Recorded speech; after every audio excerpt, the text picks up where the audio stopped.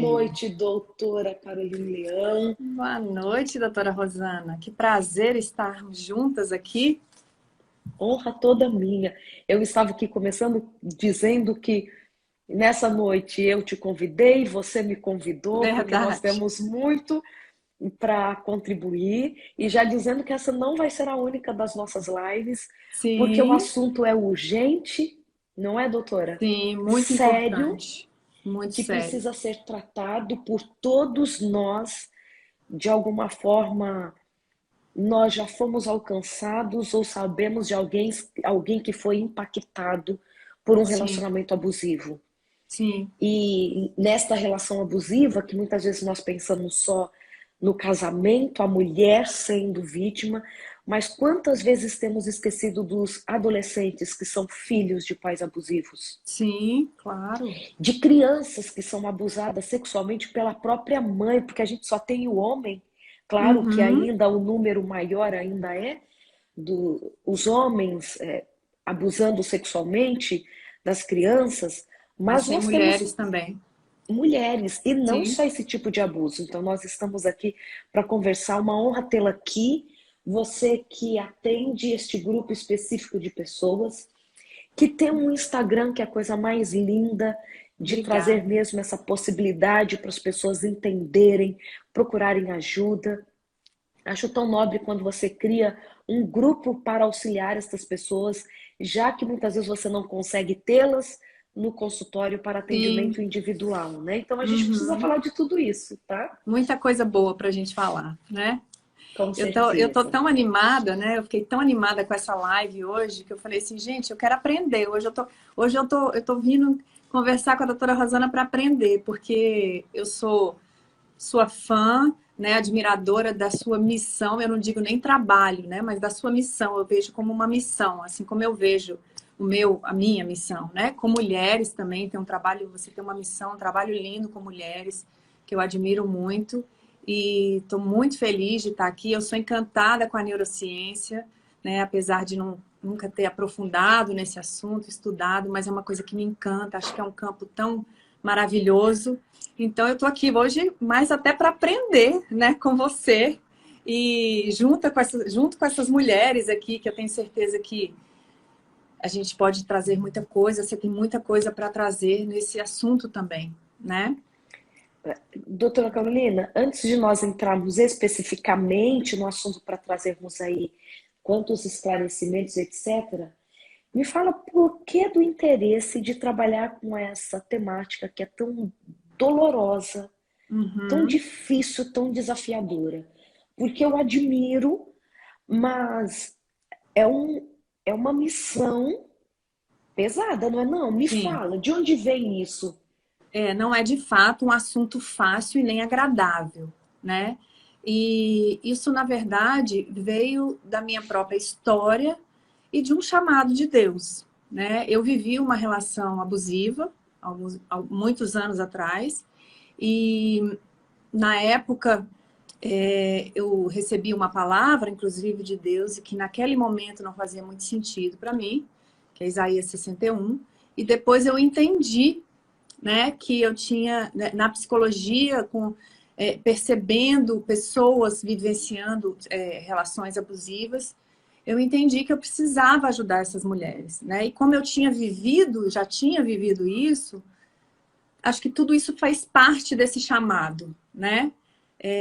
Aí essa palavra fez muito sentido para mim e então hoje acabou acontecendo. Não foi um tema que eu escolhi. Eu falo que eu fui escolhido. Eu fui escolhida, né? Eu comecei o Instagram muito despretensiosamente, nunca fui boa em redes sociais e esse assunto acabou sendo o assunto de maior interesse. Eu já tinha muitas pessoas que eu atendia em consultório, então isso aconteceu, né? Eu entendo que realmente foi um chamado. E eu já vivi uma relação, então, abusiva. Então, eu conheço essa dor, né? Eu sei que lugar é esse, eu sei como é difícil passar por isso, eu sei como é difícil sair, né? Então, eu acho que. E tem muitas mulheres que vivem. Então, eu acho que é um assunto realmente que precisa ser olhado com muito carinho, com muito cuidado. Já vamos nos comprometer então de fazermos uma live para falar das características desse relacionamento abusivo, Vamos, claro. quais os caminhos que podem ser seguidos, porque é de utilidade pública. Eu vejo muitas Uhum, vezes, estava falando sobre esse assunto com uma amiga ontem, quanto hum, que muitas vezes esse posicionamento de quem viveu ou vive um relacionamento abusivo se torna não apenas, lógico, um comportamento de quem passa por uma dor, mas de talvez o posicionamento diante das outras pessoas também não ser um posicionamento adequado. De a pessoa pode ocupar um lugar de muito vítima em outros tipos de sim. relacionamento, né? Dela ter mesmo uma distorção de quem Uhum, ela é e dos seus próprios comportamentos diante de outros relacionamentos, né? sim, sim, Então, é uma necessidade que nós temos de cada vez mais trazermos entendimento sobre esse assunto. Então, fico muito sim. feliz em poder contar com você que tem tanta experiência e que tem uma própria história que traz para você. Uhum, Eu estava nesse final de semana em Florianópolis e eu falei muito disso. Eu falei assim: olha, eu acredito que as nossas dores elas podem se tornar em propósitos, em sim, ministérios. com certeza. Porque quem passou por um relacionamento abusivo vai entender muito mais do que eu, que não Uhum, passei. Claro, uhum, existe ali a questão profissional, né, que uhum, você aprende eticamente, tudo certinho. Mas a experiência, ela é tremenda. Ela é sim, tremenda para até mesmo como prova de que é possível vencer. É possível sim, passar por uma outra fase, né? O mesmo que eu falo sobre a depressão, sobre tantos desafios que nos alcançam e que eles sim, não podem apenas ter passado para a nossa vida, para aqueles que foram chamados para isso, para quem tem a condição, não pode ter, não pode, e eu acho um desperdício ocupar na nossa vida só o lugar da dor, do concordo. sofrimento, mas ele pode se transformar num lugar de transformação para o outro também. Sabe como Sim, se fosse democratizar um uhum, conhecimento, um caminho? E eu acho isso uhum, tremendo, tremendo. é Então, verdade. assim, fico muito feliz que você tenha escolhido esse caminho tão necessário. Eu sei que você quer me fazer algumas perguntas nessa noite, Eu quero, tô doida para saber de muitas coisas.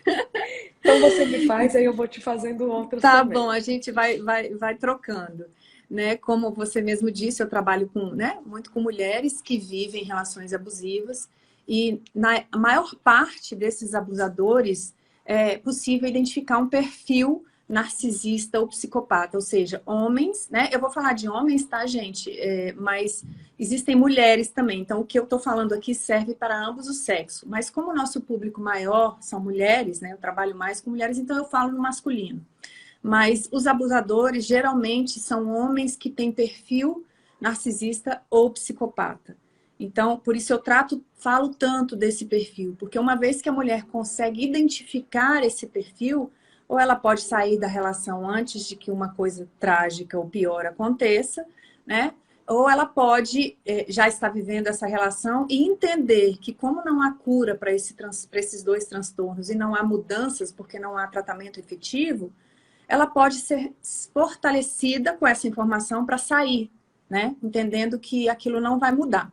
Então, a minha pergunta, na verdade, dentro disso, é que um dos grandes desafios para uma mulher que vive uma relação com um narcisista, ou um psicopata, um abusador, é ela entender que aquele homem que ela ama, né? E que foi tão encantador quando a conheceu, tão maravilhoso, parecia a alma gêmea dela, ele é um abusador, ele maltrata ela.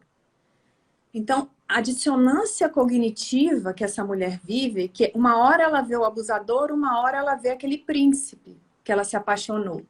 Então, é muito difícil para essa mulher acreditar que este homem que ela ama é um abusador, né? É um narcisista, é um psicopata.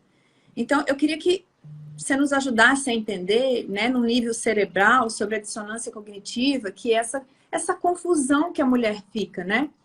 Ele me maltrata, depois, ele não é tão ruim assim, olha como ele é bom, né? É uma coisa que eu vivencio muito com as vítimas. Que, na verdade, nós vamos sendo constituídos desde antes do nosso nascimento. e histórias que nos são contadas sobre nós mesmos, sobre o mundo, né? Sobre essas relações, elas vão formando caminhos neurais. Uhum. Como trilhas no mato mesmo, sabe? Uhum. Aqueles trilhos que Uhum. tem? Que uma informação passa muito rápido por aquele caminho. Então, quando a gente olha, por exemplo, se nós fôssemos olhar de longe uma mata e eu quero chegar lá no pico daquela montanha. Quando eu olho, por onde eu vou passar? Por onde eu vejo que tem um Um caminho. Não caminho. tem mato. Aham. Por que que eu vou passar por ali? Porque vai ser mais fácil, mais rápido, e ele já me mostra onde ele vai chegar. É exatamente isso que acontece no cérebro. Caminhos vão sendo formados. Por isso que alguém que, por exemplo, é dependente do cigarro e fica um tempão sem o tabaco, é voltar a fumar um cigarro, o vício pode voltar. A O caminho dependência já porque está foi pronto, né? tá pronto, Uhum. fácil de trilhar por ele. Então você acende aquela via de novo, ativa aquela via, né? Uhum. Estas vias elas vão sendo construídas sobre quem somos. Como por exemplo, quando a gente pensa no um menino que sofreu abuso verbal na infância. E a gente Uhum. tem estudos assim muito importantes da Universidade de Yale mostrando o como que o abuso verbal ele tem a capacidade de alterar principalmente o hipocampo dos meninos. Também afeta das meninas, mas nos Uhum. meninos o hipocampo tem mais receptores do cortisol. Olha lá, o hormônio importante, mas quando fica sendo secretado demais, liberado demais, ele se torna tóxico para o cérebro. Uhum. E se torna extremamente tóxico para o hipocampo, porque o hipocampo tem muitos lugares, muitos receptores para o cortisol. Então o menino escuta hoje, você é burro. Sabia que não ia tirar outra nota. Só podia ter sido você que ia quebrar isso. Olha lá, Uhum. fez eu passar vergonha de novo na festa. Abuso verbal. Uhum. Principalmente se uma violência for acompanhada de outra. Sim.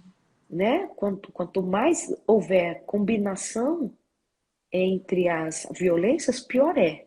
Uhum. E aí vai afetar principalmente o hipocampo esquerdo. Por quê? O hipocampo esquerdo tem mais receptores para o cortisol, só que, ó, hipocampo esquerdo está envolvido com o autorreconhecimento de quem eu sou. Entende como a história ela é muito significativa? Eu sou de uma época de formação que nós não tínhamos muitas informações neurocientíficas, né? Como Sim. temos hoje. Claro, a ciência tem avançado muito. Então parecia que, lógico, a gente sabia que haveria alguma alteração cerebral, porque senão isso não se expressa em comportamento. Mas a gente não tinha essa noção.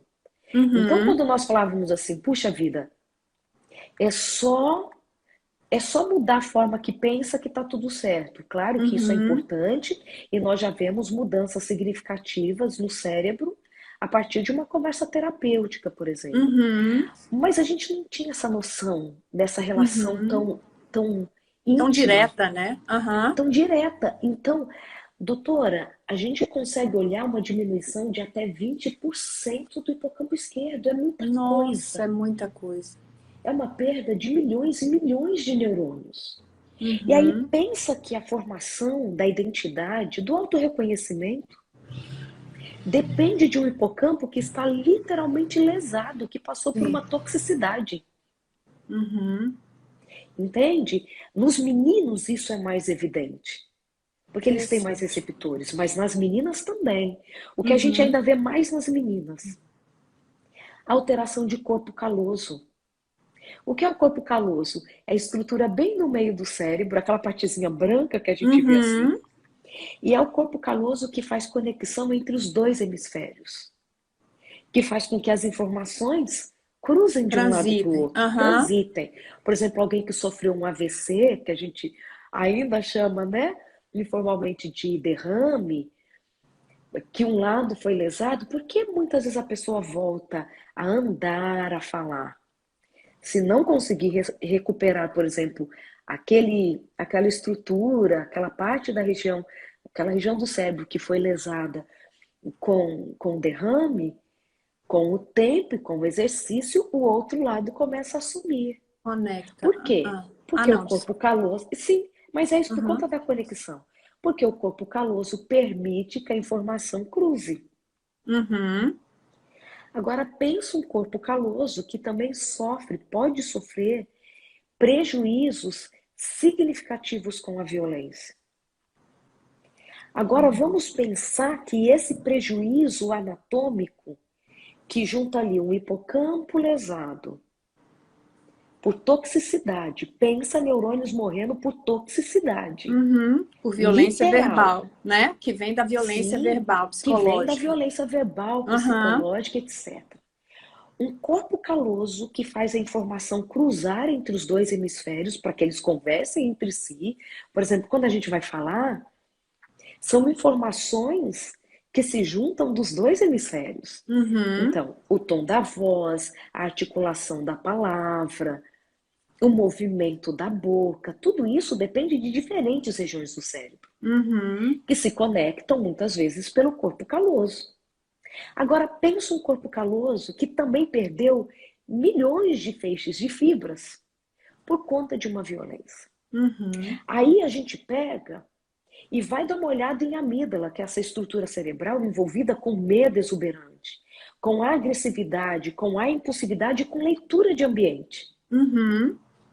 que está superativada em muitos casos. Além de ser ativada por conta dessa situação desafiadora, o hipocampo é quem ajuda a frear a impulsividade da amígdala. Só que o Sei. hipocampo está prejudicado. Uhum. Entende quanto isso é Sim, grave? muito. Agora você imagina alguém, só estou dando um dos exemplos.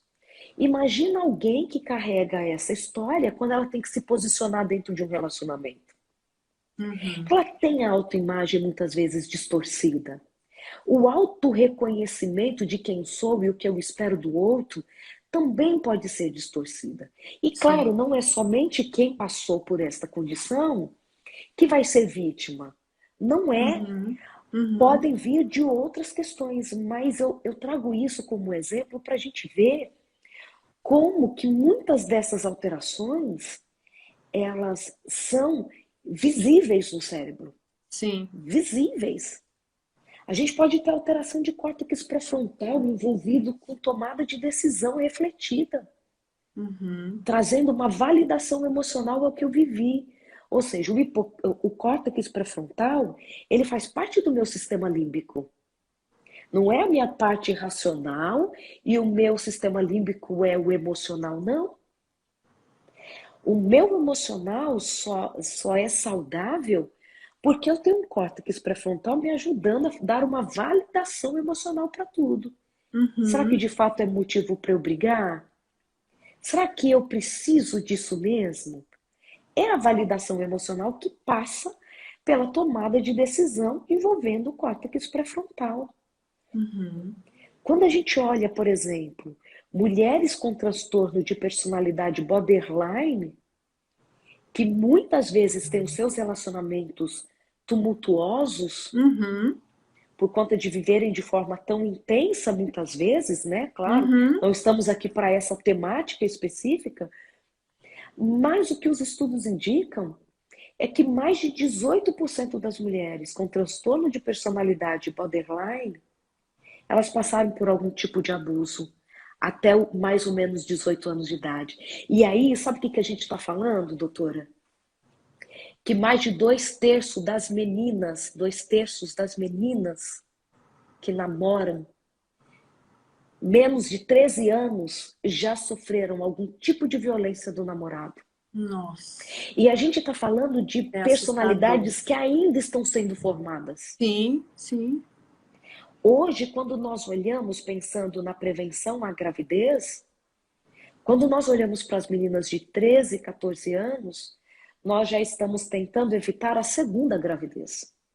Nossa, Então é muito sério. Aí é nós muito pensamos sério. então numa menina que já passa por um relacionamento amoroso, né, com um namorado abusivo, no momento em que a personalidade dela ainda está sendo formada, que esse hipocampo está sendo formado, né, Uhum. acabando de amadurecer, que essa amígdala está passando por grandes transformações.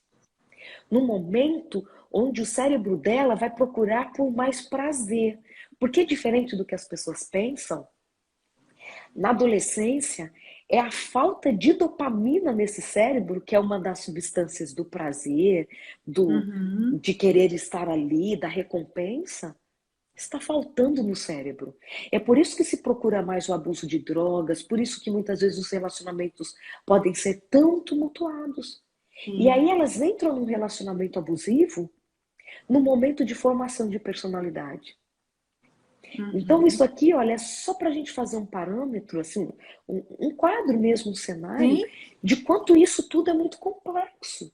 E o quanto nós precisamos defender, proteger meninos e meninas destes sim. relacionamentos. Crianças Existe e um. adolescentes, né? Sim, quando a gente olha, por exemplo, para o transtorno de personalidade múltipla, que é como se fosse mais de uma pessoa habitando o mesmo Sim. cérebro.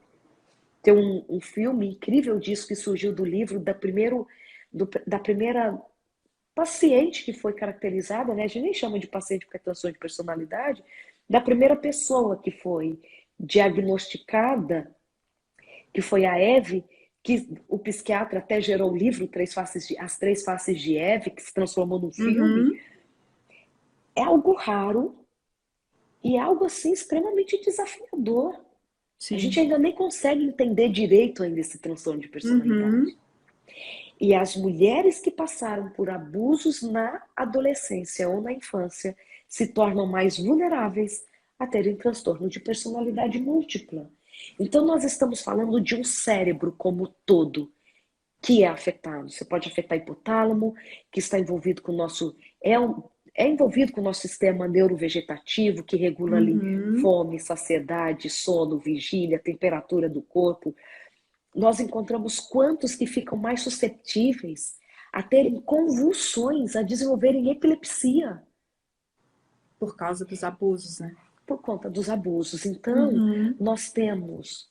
Sabe aquela história de que a gente fala assim, a gente não sabe quem vem primeiro, o ovo ou a galinha? Sim. Parece que a gente entra num redemoinho sem fim, Uhum. porque muitas vezes é alguém que veio de um abuso, que teve essa autoimagem, essa identidade distorcida, uma personalidade que ao se estruturar, ela sofre abalos muitas vezes Uhum.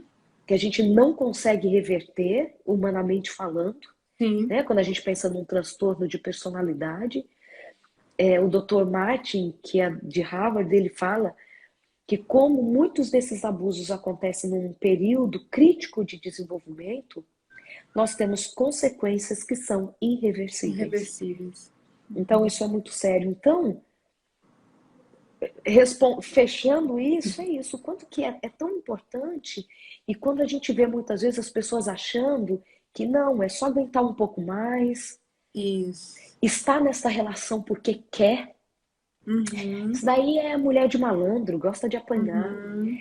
Eu penso como terapeuta, quero ouvir muito a sua opinião, o quanto isso é extremamente não só desrespeitoso, mas cruel com alguém que está sofrendo e muitas vezes não sabe sair disso. Não sabe, não tem condições psíquicas para tomar esse Sim. caminho, porque ela fica assim, olha, ele me bate, mas ele não deixa faltar comida em casa. Isso. É como porque uma coisa é importante agora, eu vou fechar o que você me perguntou. Por que Uhum. desse movimento? Um dos motivos, além de toda esta visão de mundo e de si mesmo que está distorcida, essa visão toda distorcida, o nosso cérebro gosta de final feliz. Uhum. Então, tem estudos que são muito interessantes nesse sentido, que mostram assim, ó, e eles fizeram mesmo com sujeitos, são Uhum. várias pesquisas.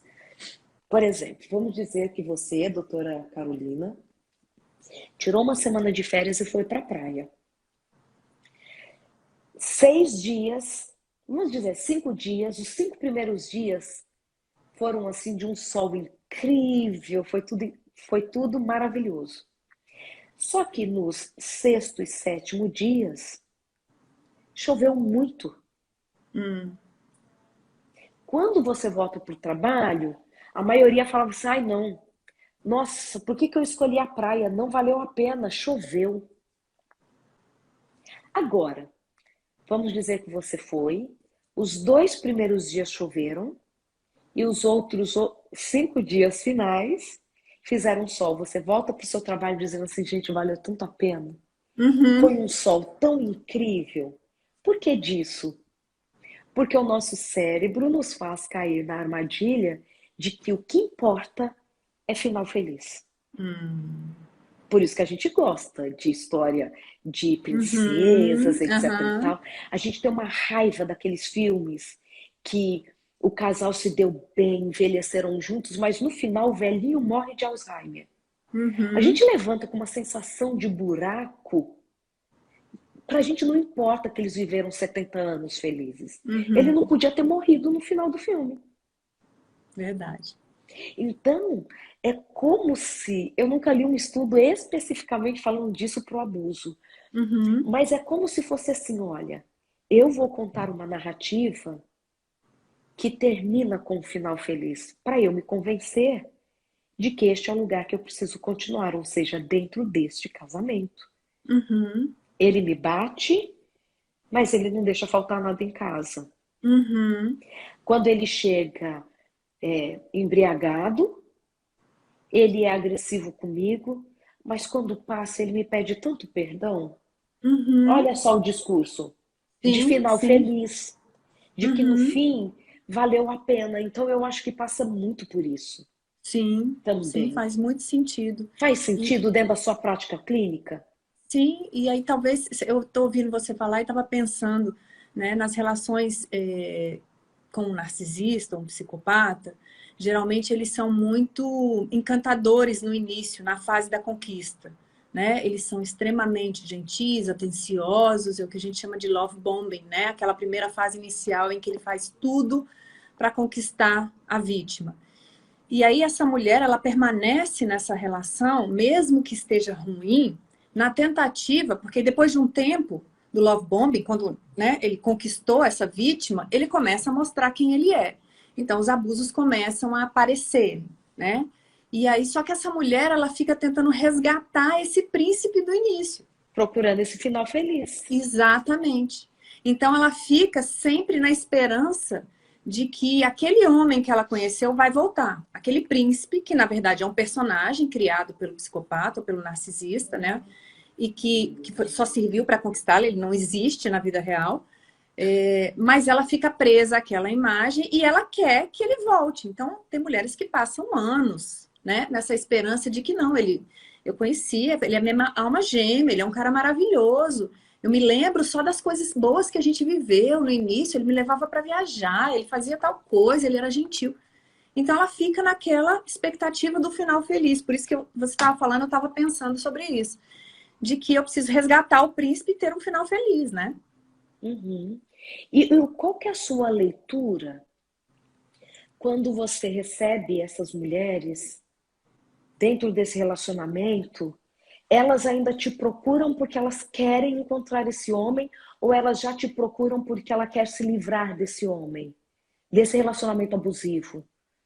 Tem os dois casos, né? Mas geralmente quando elas me procuram, elas já estão mais tendenciosas a querer sair. Né? Eu já tive alguns casos, poucos, né, em consultório, de mulheres que me procuraram, identificaram na terapia, né, juntas identificamos que estavam numa relação abusiva, que era um perfil de um psicopata, por exemplo, mas que não davam conta de tomar atitudes a partir daí, que muitas vezes abandonam a terapia por isso, porque assim, daqui para frente eu não consigo mais, né? Mas são poucos, né? A maioria das mulheres, elas me buscam dizendo, olha, eu sei que eu tô numa relação abusiva, a maioria, tá? Algumas não sabem. E eu preciso sair e não consigo. Né? Então, é a questão que eu chamo da dependência emocional. Eu chamo não, que é o transtorno de personalidade dependente. Que também, ouvi você falando, me fez pensar, né? Como você falou do transtorno borderline, que são mulheres que sofreram abusos e estão comprometidas na sua visão de si mesmas. Eu entendo que é a mesma coisa para o transtorno de personalidade dependente, até porque o Sim. borderline, ele é um dependente emocional intenso, Uhum. né? Então, essas mulheres que me procuram, elas querem sair, né? E aí entra aquela sua fala que você disse do não julgamento, né? Uma mulher que chega numa situação dessa, ela sabe que aquilo não é bom, mas ela tem muita dificuldade de sair, exatamente por histórias prévias que modularam o cérebro, né? Por vivências prévias que já fizeram um caminho aí no cérebro que ele está mais acostumado, vamos dizer assim, e a dependência emocional é como um vício, né? Assim como a dependência química, a dependência emocional, ela é um vício, só que o vício é aquela pessoa, é o Explica pra gente parceiro. melhor como que ela manifesta isso. Ela não consegue ficar longe, é o ciúme, percebe que é abusivo, mas é isso que eu preciso. Porque É tem muita gente abusivo, que nem mas eu não sei sabe que viver sem ele. Me dá isso é falta de claro ar. para essas mulheres. Ou não, elas justificam assim, eu estou por conta dos filhos, não tenho onde morar, minha religião Muitas não justificam. permite. Sim, até entenderem o seu próprio processo, né, que são dependentes emocionais, muitas justificam sim. Eu não posso sair porque eu sou dependente financeira, eu não posso sair por causa dos filhos, eu não posso sair por causa da religião, né, por uma série de razões. Mas quando elas entendem que são dependentes emocionais e quando elas estão lidando com uma pessoa abusiva que não vai ter mudança, né, a nível científico e humano, como a gente está falando aqui, que não tem possibilidades de melhorar, então ela consegue começar a pensar que ela precisa sair disso. Algumas Uhum. já chegam nesse estágio para mim, até porque já Sim. estão há muito tempo nessa relação. É por isso que eu falo tanto desse perfil, porque quando a pessoa entende que esse perfil não tem cura, né? Que esse transtorno não tem cura, não tem tratamento eficaz, ela, isso ajuda ela a falar, bom, então eu tenho que sair daqui. Porque essa minha esperança de que um dia vai melhorar não vai acontecer. E eu não quero viver esse sofrimento o resto da vida.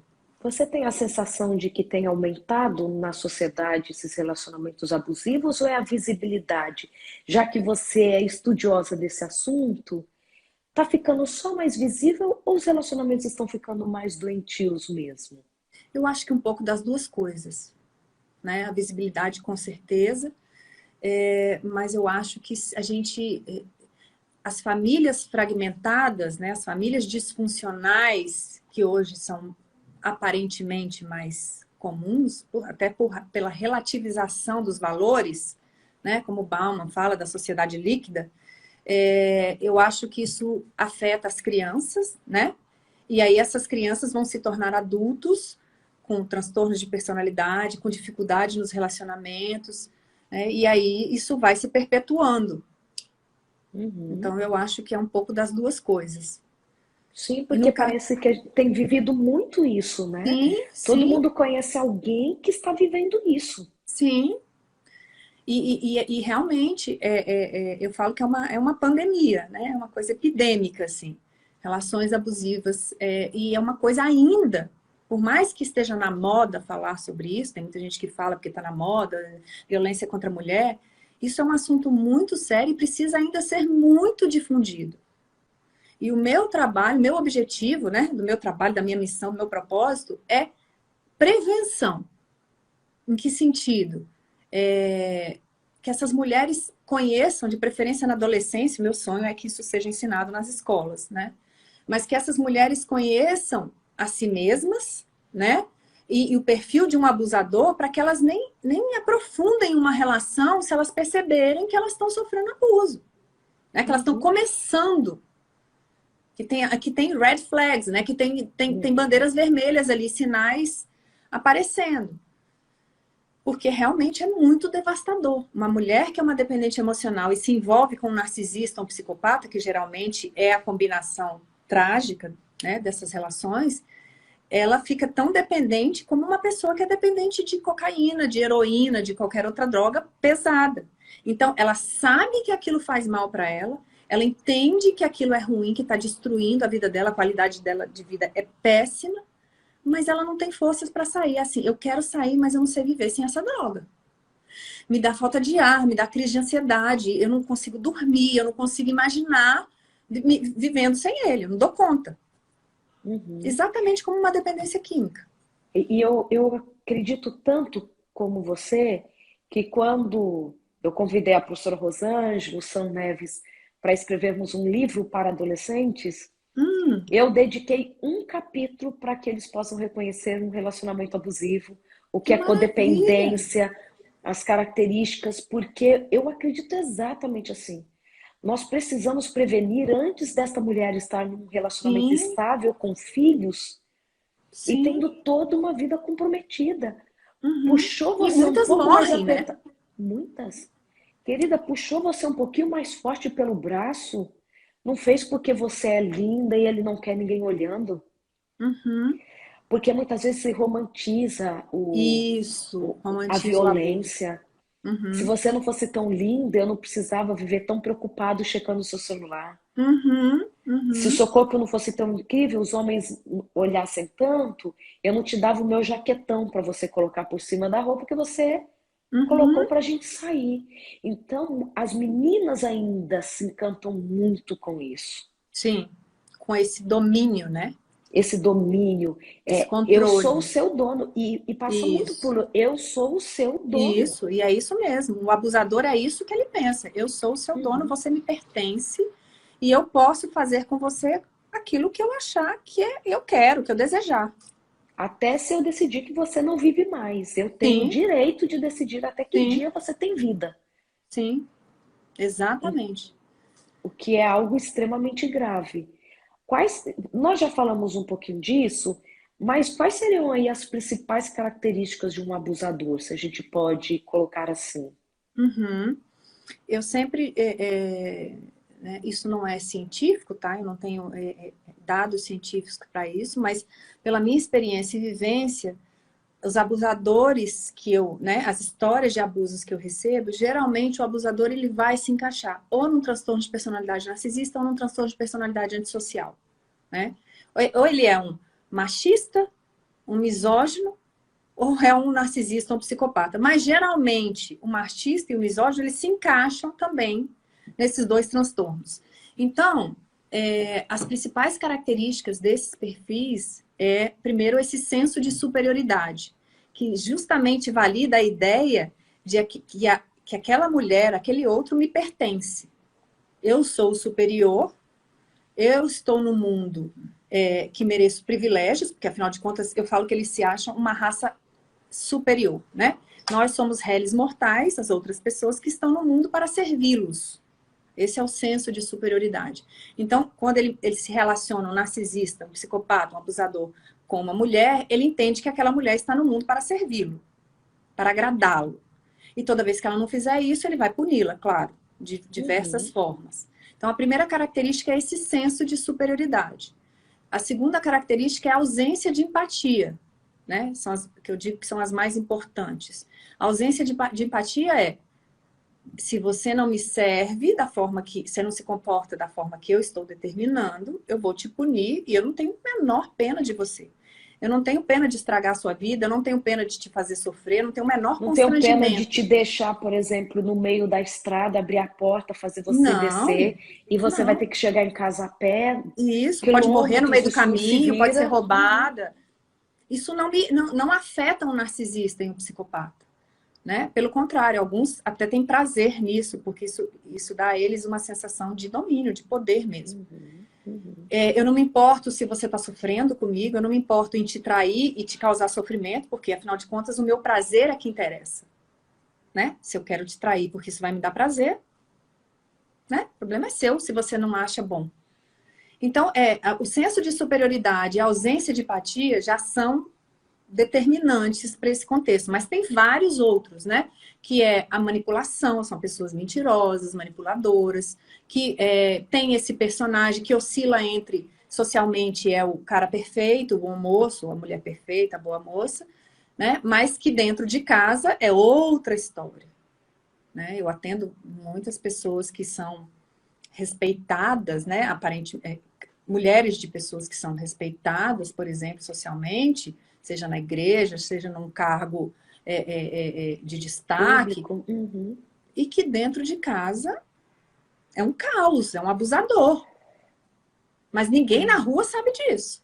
Nem desconfia, porque é um cara sensacional. Né? Então tem essa coisa do personagem. Também não é dupla personalidade, não são múltiplas personalidades. Sabe muito bem o que ele está fazendo, é tudo consciente, né? Mas tem essa coisa da manipulação também que é muito presente. E isso é tão interessante que eu acho que vale a pena falar, é que quando a gente fala de transtorno de personalidade, por que que a gente não caracteriza como doença? Isso. Porque, na verdade, é uma falha que a gente fala, uma falha na estrutura psíquica. A hora que a personalidade foi sendo formada, alguma coisa perturbou essa Isso. formação da personalidade, que a gente não sabe como de fato cristalizou dessa forma. Sim. E a gente fala ainda que a nossa grande dívida dos psicólogos, psiquiatras para a sociedade, porque a gente não sabe como consertar isso.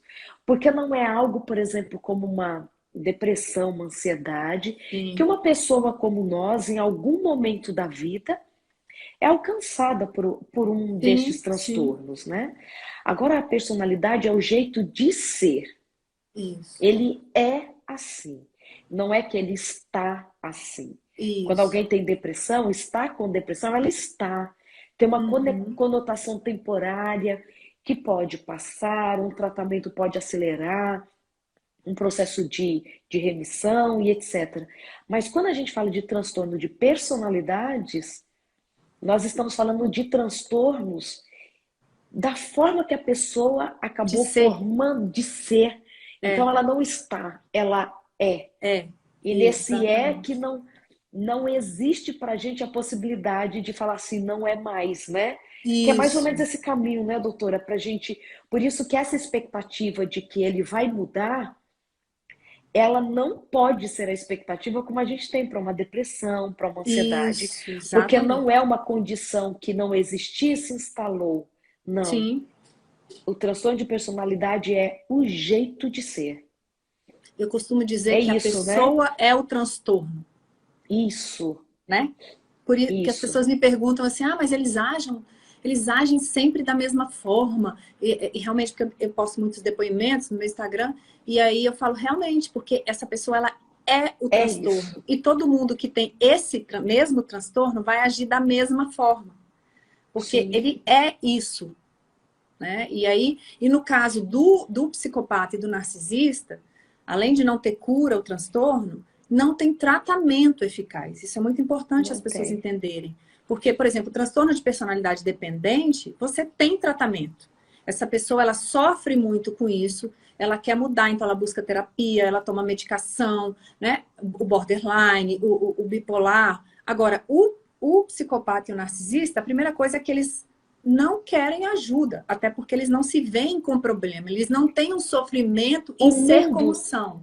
O mundo é que tem problema, não é para eles? Isso. O mundo é que tem problema. Na verdade, eles são uma raça superior. O senso de superioridade, eles entendem que eles são superiores e que é muito bom ser como eles são. Porque eles não sentem muita coisa que nós, réis mortais, sentimos. Mortais. Né? Esses sentimentais, esses bobinhos. Né? Esses mimimis, sabe? Essas dramas. Então, eles não sentem como a gente sente. Isso é uma vantagem para eles. Então, eles não querem mudar, eles não querem ajuda, eles não veem nada de errado com isso. Eles veem, na verdade, que isso é uma vantagem. Então, eles não vão à terapia, por exemplo.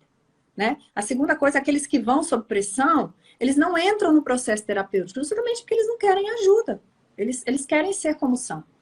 E a terceira coisa é que não existe medicação para se fazer amar. Não existe medicação para se ter empatia.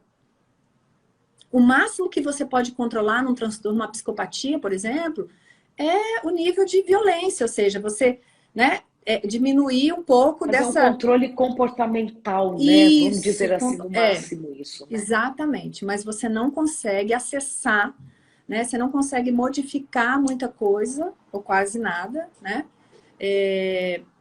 Sobre esses transtornos, porque de fato eles nem querem modificar nada.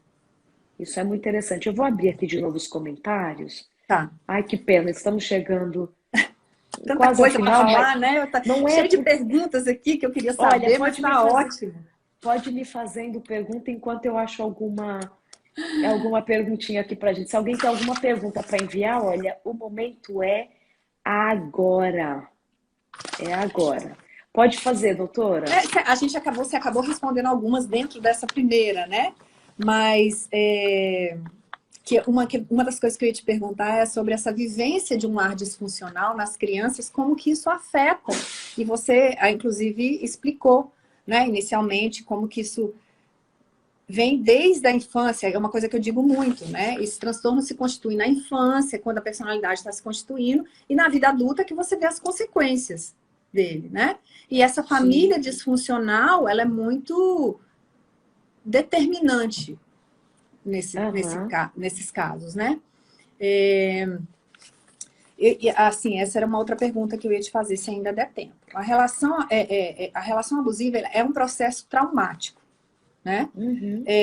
E as consequências mais comuns, né, que eu recebo, mesmo quando uma mulher sai de uma relação abusiva, são um quadro de transtorno depressivo, transtorno de ansiedade ou transtorno de estresse pós-traumático. São as sequelas mais comuns, né?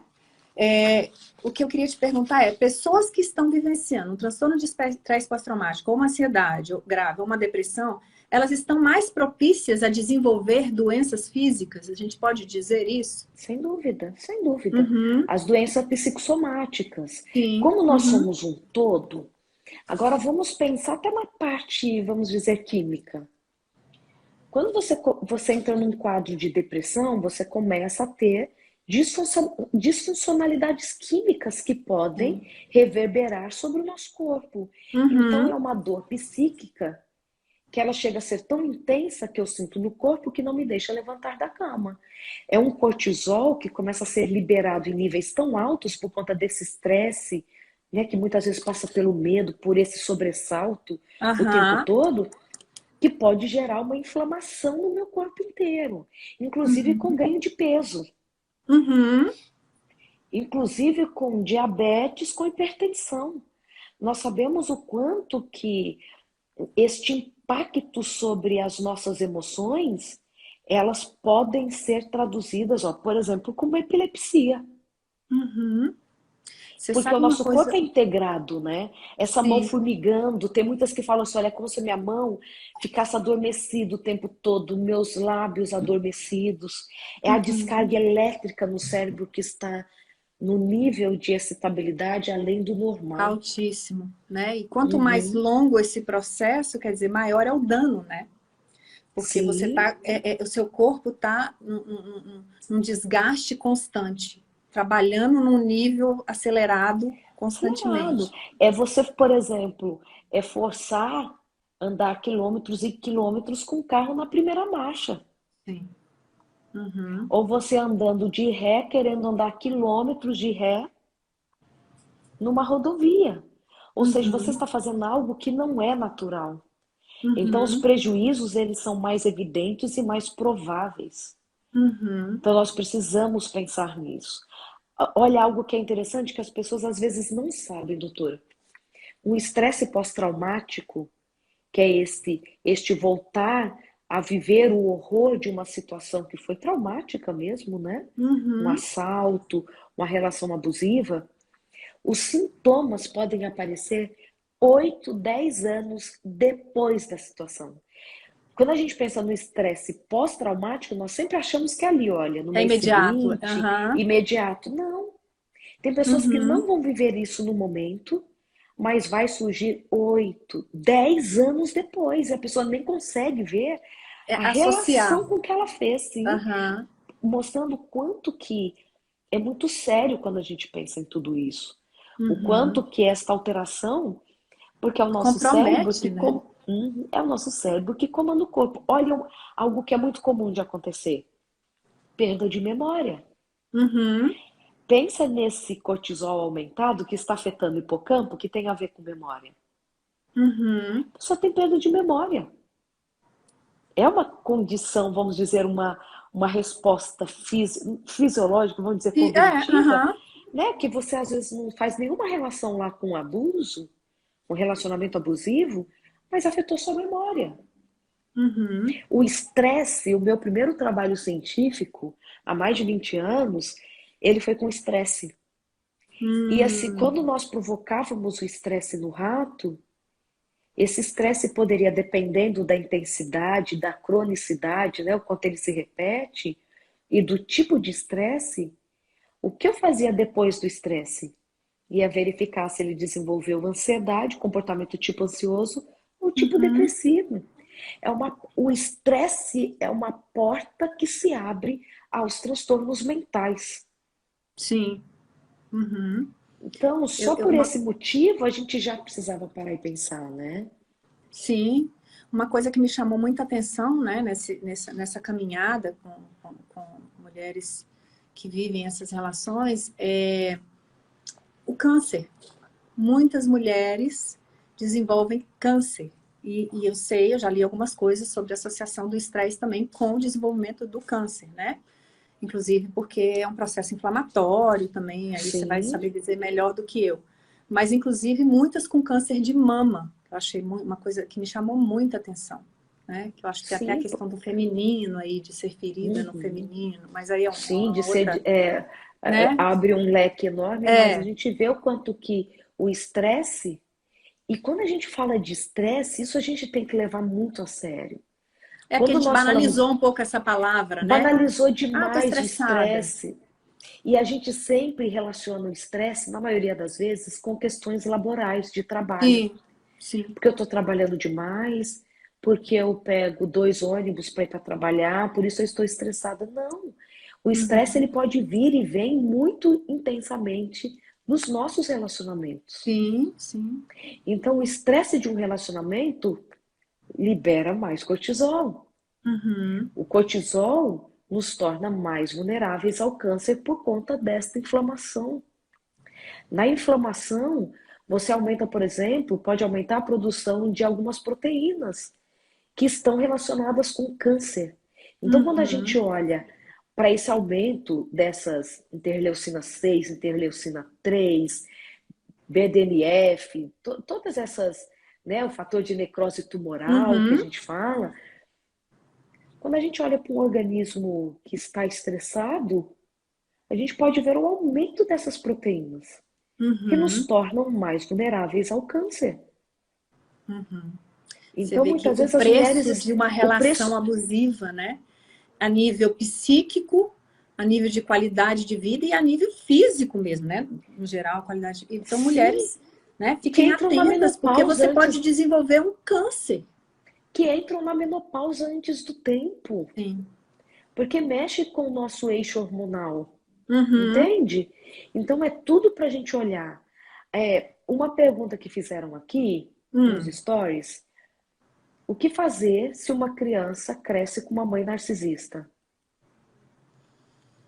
Isso é um contexto bem difícil mesmo, Sim, né? Porque essa criança seria importante que ela tivesse uma outra referência afetiva que pudesse ser mais positiva, porque uma mãe narcisista não é capaz de amar genuinamente e pode ser muito abusiva, né, com esse filho, e ela não consegue conectar afetivamente.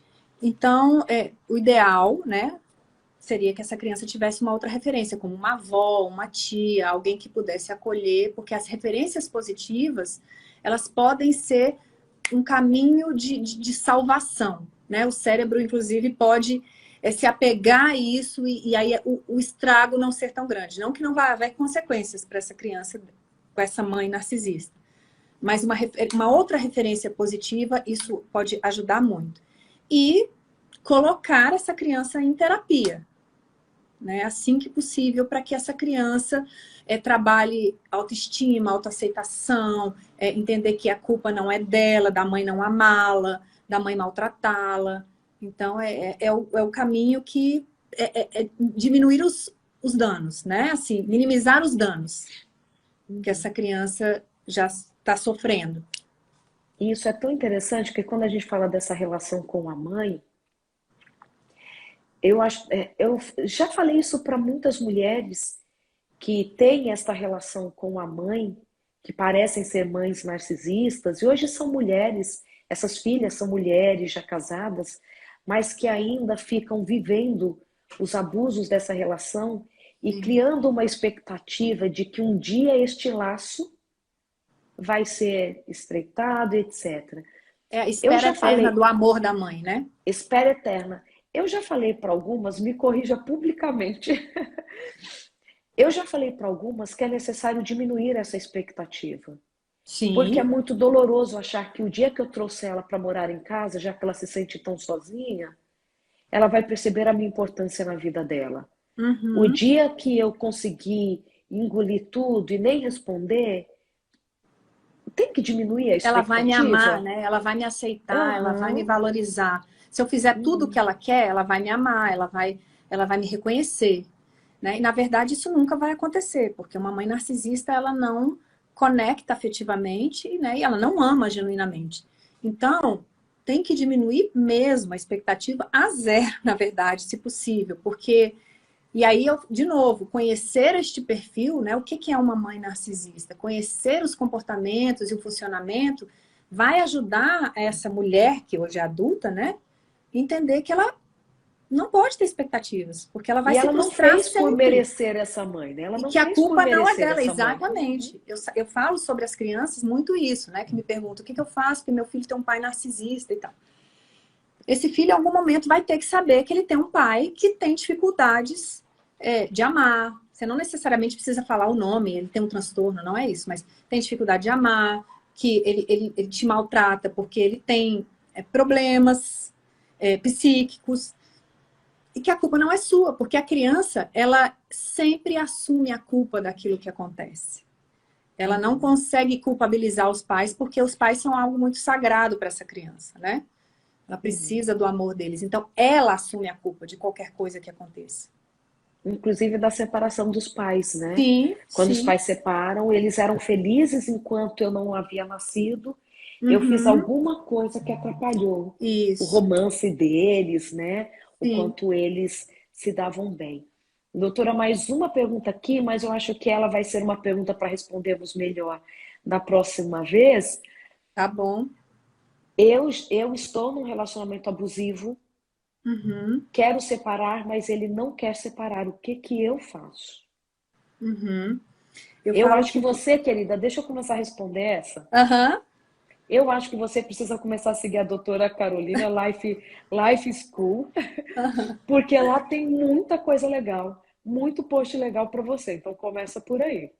Começar entendendo, né, o perfil desse marido. Eu criei um programa, inclusive, para mulheres que estão vivendo ou viveram uma relação abusiva, justamente para identificar, entender e conseguir sair, né? Que chama Programa Mude a Sua História, Programa MSH. Então, essa é uma possibilidade de ajuda para você. Né? E eu não estou falando isso porque eu que criei, mas é porque, como eu trabalho com isso em consultório e eu não consigo atender todo mundo, então eu criei esse programa porque eu consigo atender mais pessoas usando as mesmas ferramentas que eu uso em consultório. E como que a pessoa pode acessar esse grupo?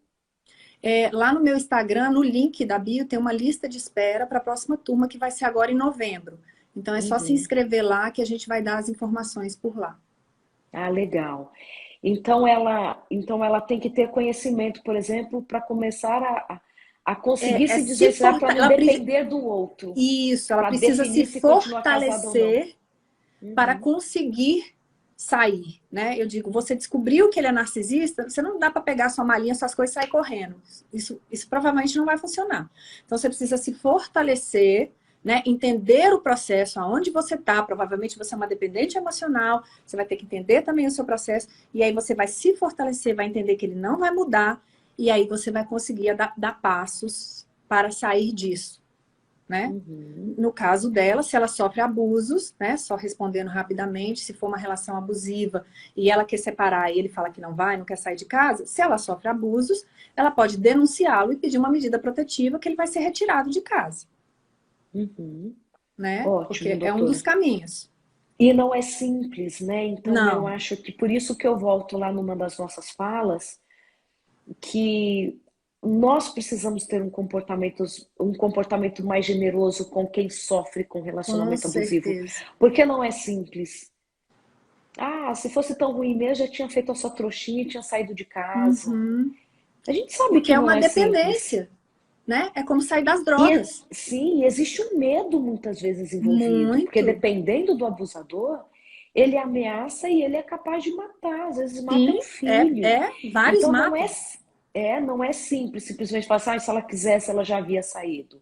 Não, Uhum. precisa de um trabalho, de um fortalecimento, né?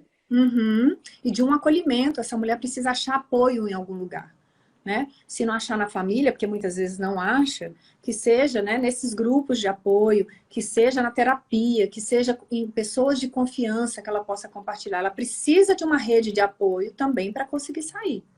Sozinha é Sim, muito isso. mais difícil. Sim. Doutora, quanto mais a gente teria para falar nessa Nossa, noite? ia adorar aqui ficar horas. Eu também, eu também. Mas muito obrigada, foi muito bom Obrigada a você, receber o seu muito bom. convite para estarmos Vamos, juntas. Vamos com certeza fazer mais momentos. vamos, Quero te vamos fazer agradecer sim. publicamente porque você me concedeu uma entrevista tão incrível para o programa Lift, que é o meu programa de mulheres, né? Que Sim, eu não acho que teremos outra turma esse ano, só não no vai ano que ter outra vem. turma, eu ia te perguntar Não, isso. Ah, já não, mas encerrou nós esse vamos ano. fazer isso, vamos fazer para o próximo ano, talvez lá para o segundo trimestre, alguma coisa assim. Uhum, Mas que você trouxe para a gente informações tão valiosas que eu recebi tantos feedbacks de tantas mulheres dizendo assim: agora eu entendi meu relacionamento com a minha mãe, agora eu ai, tenho que bom. ferramentas. Então, assim, quero publicamente te agradecer por isso, pelo trabalho relevante e muito bom ver que você, da sua dor, você encontrou um propósito e não apenas Uhum, encontrou um propósito, mas se especializou para que o uhum, atendimento fosse à altura da importância dessa uhum. temática. Porque algumas pessoas Obrigada. encontram o seu propósito, mas não estão preparadas, né? Uhum, Por N uhum, motivos. Mas é tão bom e ter o orgulho de ter uma companheira de profissão, né? Porque eu sou psicóloga também de sim, sim. formação, que trata de uma temática tão difícil, com tanta maestria e com tanta seriedade. Então, eu quero agradecer e eu fico muito feliz de saber que temos profissionais como você. E reitero mais uma vez: olha, quem me segue precisa seguir a doutora Carolina Leão lá no Life School. Uhum. Amei o nome porque é muito legal. E, e lá tem muita informação para quem quer aprofundar ainda mais e quem quer ter uma vida, como a gente sabe que nós somos criados para ter, né? Eu vim para que tenham vida Em e a tenham em abundância. abundância. E num Exatamente. relacionamento abusivo, a vida é escassa, a Exatamente. vida é Exatamente. fragmentada. Então, o É convite um fica para prazer. todos. Fico muito feliz, né, de estarmos aqui juntos. Admiro muito o seu trabalho, como já falei inicialmente. E eu fico muito feliz, como você disse, né, de ter uma colega, de uma mulher, uma colega de profissão, uma mulher com esse propósito tão lindo, né, também com as mulheres, com esse trabalho tão lindo que você faz, que eu acho que é um trabalho de reconstrução na vida das mulheres, que eu acho que é incrível, né, acompanho um pouco você, e a gente precisa de mais mulheres, mais pessoas assim no mundo, então é muito bom encontrar pessoas que têm um propósito e que fazem diferença na vida dos outros, então, parabéns, muito obrigada, parabéns pelo seu trabalho, pela sua missão, né, com essas mulheres, você fala que juntas nós somos mais fortes, Com então, certeza. estamos aqui, Um juntas. Conte abraço, comigo, querido. tá bom? Um Obrigada e conte abraço. comigo sempre também. Tá Até a bom. próxima, Até querida. mais. Boa noite.